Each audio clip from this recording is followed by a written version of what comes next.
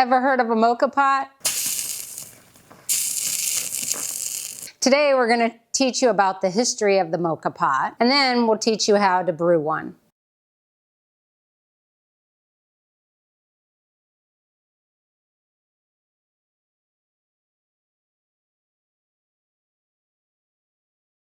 Let's dive in to the little bit of the history of where this came from.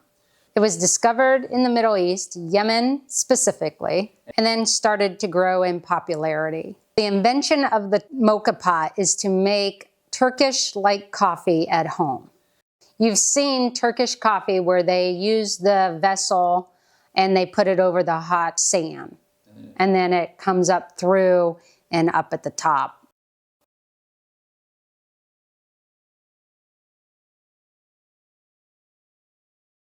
This uses a similar methodology where the heat builds up from the bottom, comes up through the coffee grounds and into the top chamber.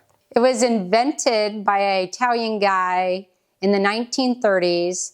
His name was Alfonso. I can try to say his last name, but my tongue don't roll like that. I will put it on the screen so you can read it at home.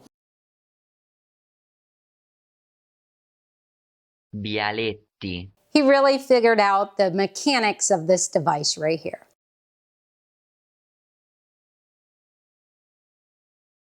There's three components to the moka pot. The top, where the coffee will be brewed.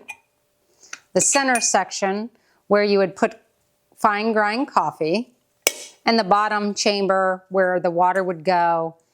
And then you need a heat source. Almost opposite of how your drip coffee pot or the pour over that you make at home.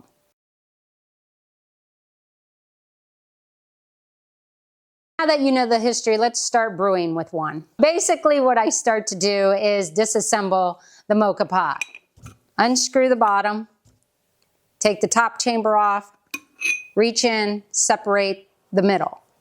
Now you have these two chambers. You're going to put water in this one. You're going to put fine grind coffee in this one. Every vessel is different. In this size, it's 10 ounces of water will go in here. I'm going to take my water and I'm going to pour it into the vessel just below the valve stem. In your vessel, look for the valve stem or some indicator to stop. You need a gap there for the steam of the hot water to press the water up the valve stem. But now once we got my water, I take my coarse ground coffee. What I want to do is just pour the coffee grounds into the center chamber. You do not need to pack it down. Loosely put it in there. With this, you just want to loosely fill up the chamber for the coffee. And then once it's filled, you're going to drop it in the bottom chamber. Next, you would take the top chamber, screw it on to the bottom. Make sure the handle is off to the side and turn it on. Have the lid open so we can watch that first initial perk of coffee. So after you have your water, your coffee, and the vessel all screwed together, you will put it on the heat source with the lid open to look for that initial perk of coffee. This may take about 5 minutes, give or take, depending on the amount of water or how big your vessel is.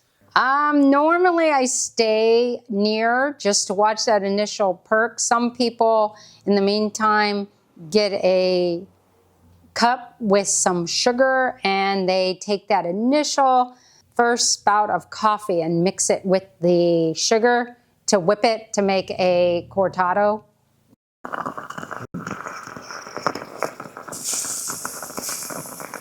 And it's done.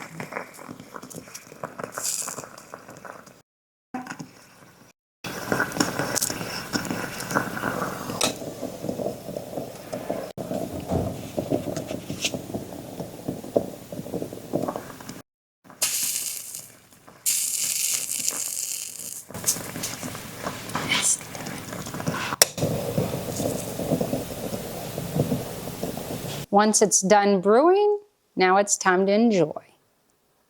Just make sure you don't touch none of the silver metal parts, only the black top or the handle.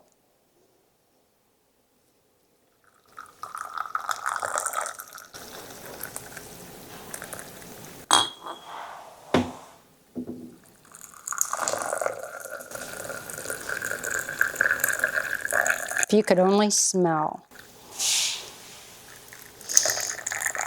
This is our second course espresso.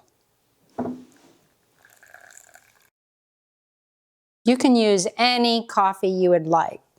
You might notice when you're brewing this way, you pick up your cup and smell. On this particular coffee, I'm getting nutty, caramel, a robust notes of flavor here. We used our second course espresso, which is a blend of our Brazil and Guatemala. If you were to use a lighter roast, you would get more of the fruit and floral notes from the coffee. There is such detail work in the grind and the roast that you just miss with a drive-through cup of coffee. So take the time, experience these different techniques of brewing coffee in a different way. Now, if you have any questions, feel free to reach out. You can always come down to the shop and visit us at 1003 Cherry Avenue. We can't sell you a cup of coffee, but we sure can give you a sample and help you really understand how to make the best cup of coffee at home. Cheers.